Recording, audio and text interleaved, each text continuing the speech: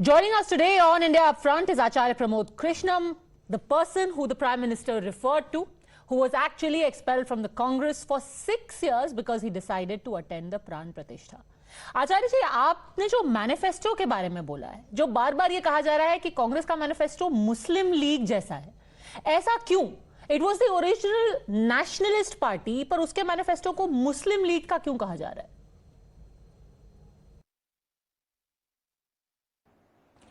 देखिए पदमजा जी, इसमें कुछ सोचने समझने की बात ही नहीं है। साफ साफ वो लिख रहे हैं, अगर कोई व्यक्ति इस देश में मुसलमान की बात करे तो उस बात को मुस्लिम लीग की ना कहा जाएगा तो क्या कहा जाएगा?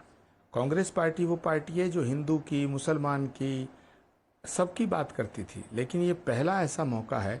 ये तो मोहम्मद अली जिन्ना को भी मात दे गए।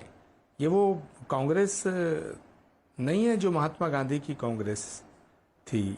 ये वो कांग्रेस नहीं है जो रघुपति राघव राजा राम गाती थी।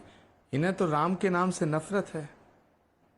जो बातें, जो कॉन्सेप्ट, जो सिद्धांत, जो प्रिंसिपल मोहम्मद अली जिन्ना के थे, वो सारे के सारे सिद्धांत आज की कांग्रेस अपनाती जा रही है।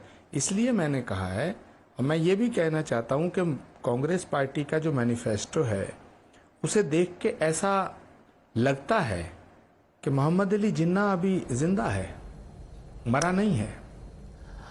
पर मुसलमान हमारे अपने देश की 20% आबादी है, वो पूरे देश के लोगों की बात कर रहे हैं। अगर वो भारतीय मुसलमानों के हित में कुछ बात करें तो उसको जिन्ना जैसा क्यों बोला जा रहा है?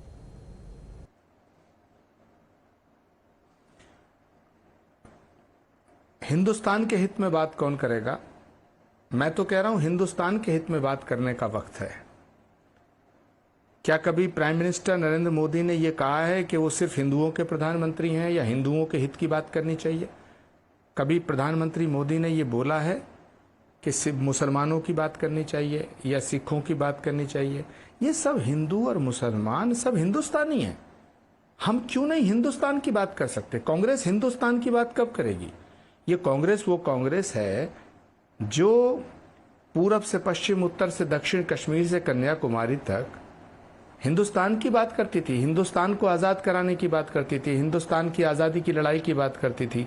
क्या कभी चंद्रशेखर आज़ाद ने, सरदार भगत सिंह ने, नेताजी सुभाष चंद्र बोस ने, मौलाना आज़ाद ने कभी कहा कि वो सिर्फ एक पर्टिकुलर कम्युनिटी के लिए कोई स्कीम बनाएंगे?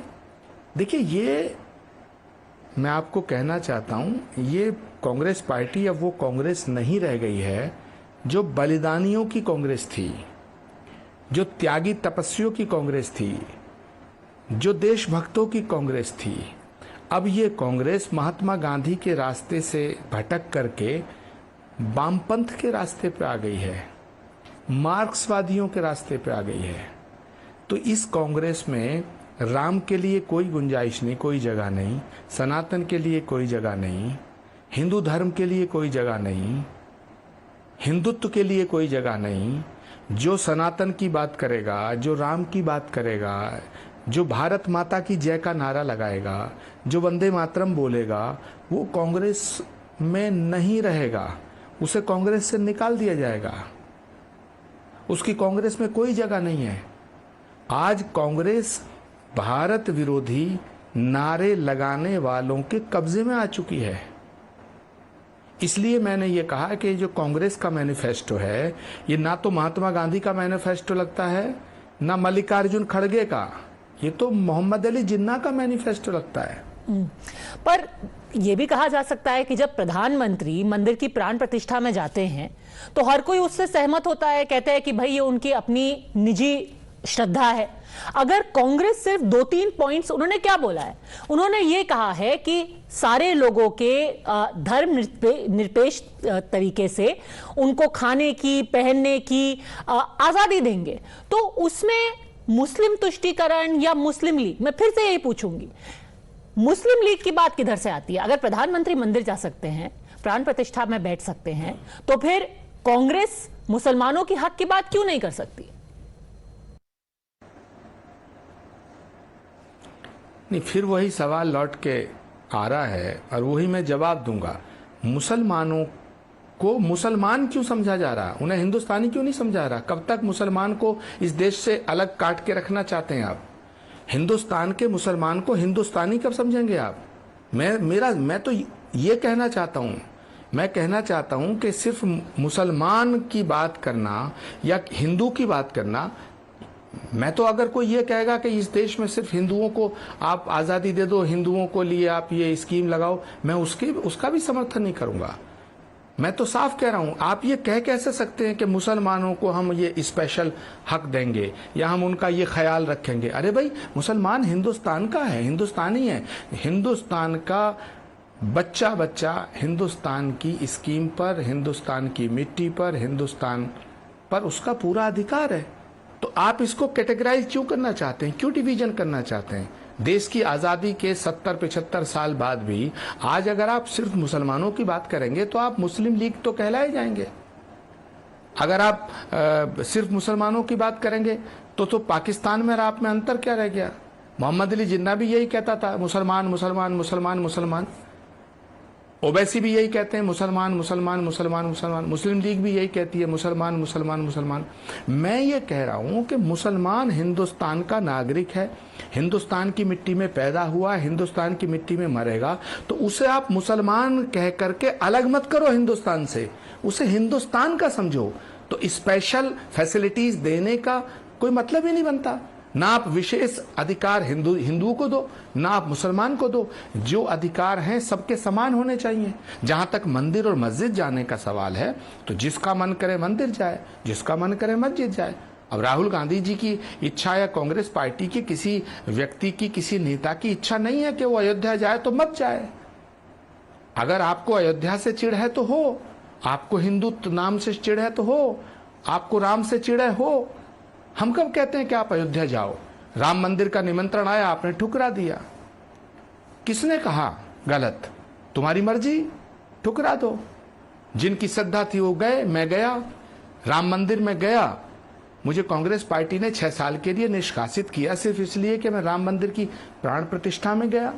तो अगर राम मंदिर की प्राण प्रतिष्ठा में जाना भी उन्हें इतना बुरा लग रहा है तो ये तो बट नेचुरल है कि उन्हें हिंदू शब्द से कितनी नफरत होगी, उन्हें सनातन से कितनी नफरत होगी।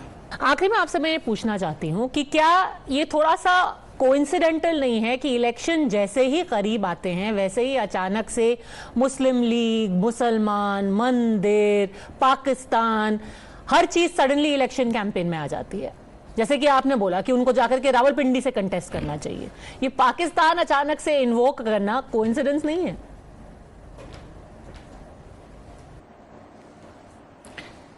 नहीं, देखिए पदमजा, जिस व्यक्ति का मिजाज जैसा होता है उसको फिर वहीं जाना चाहिए ना। अगर आप अपने मैनिफेस्टो में सिर्फ एक धर्म की बात लिखेंगे तो फिर देश कैसे स्वीकार करेगा? मैं तो ये भी कह रहा हूं कि मैनिफेस्टो में सिर्फ हिंदुओं की बात अगर आप करेंगे वो भी देश के खिलाफ है। आप मुसलमानों की बात करेंगे वो भी देश के खिलाफ है। आप हिंदुस्तान की बात क्यों नहीं करते? आप मैनिफेस्टो में ये लिख रहे हैं कि साहब हम फलानी कम्युनिटी को या मुसलमानों को ये देंगे, मुसलमानों को ये देंगे। अरे हिंदुस्तान को क्या देंगे आप? हिंदुस्तानियों को क्या देंगे? है? ये देश बड़ी मुश्किल से आजाद हुआ, बड़ी कुर्बानियों के बाद आजाद हुआ। ये देश जितना सरदार भगत सिंह का है उतना ही सुभाष चंद्र बोस का है, उतना ही पंडित चंद्रशेखर आजाद का है, उतना ही अशफाक उल्लाह का है। जितना मेजर मोहित शर्मा का है उतना ही वीर अब्दुल हमीद का है। तो देश की बात करो ना, हिंदुस्तान की बात करो। क्यों हिंदू और मुसलमान की बात करते हो आप? हिंदुस्तान की बात क्यों नहीं करते? तो कांग्रेस पार्टी के अंदर कुछ लोग ऐसे हैं जिन्हें हिंदुओं से चिढ़ है। वो इस हिंदुस्तान को दूसरा पाकिस्तान बनाना चाहते हैं। इसलिए नरेंद्र मोदी से नफरत है, क्योंकि नरेंद्र मोदी भारत की अस्मिता की बात करते हैं, नरेंद्र मोदी भारत के गौरव की बात करते हैं, नरेंद्र मोदी भारत के स्वाभिमान की बात करते हैं। जो व्यक्ति भारत के स्वाभिमान की बात करेगा उससे ये चिढ़ते हैं। इन्हें तो भारत शब्द से नफरत है, ये भारत को इंडिया कहते हैं। कांग्रेस के जितने नेता हैं वो उनके मुंह से उनकी स्पीच निकालिएगा, वो अपनी स्पीच के अंदर अपने भाषणों में भारत नहीं कहते, उन्हें तो भारत से चिढ़ है। बेसिक प्रॉब्लम यह है कि उन्हें लगता है कि भारत जो शब्द है ये सनातन का पार्ट है और सनातन को मिटाना है। ये सबसे बड़ी समस्या है। तो इसलिए मैंने कहा कि ये जो मैनिफेस्टो है ये महात्मा गांधी की कांग्रेस का नहीं लगता, ये तो मोहम्मद अली जिन्ना की कांग्रेस का लगता है। और जो मोहम्मद अली जिन्ना के रास्ते पे जो चलना चाहता है वो तो पाकिस्तान से चुनाव लड़े, भारत से चुनाव क्यों लड़ते हो? Okay, the Congress says that this is जाओ। that this is a violation of the poll code. They've already gone to the election commission, but make no mistake that this is going to be a theme that you'll hear a lot more of on the campaign trail. Acharya Pramod Krishnam for speaking to us. Thank you very much.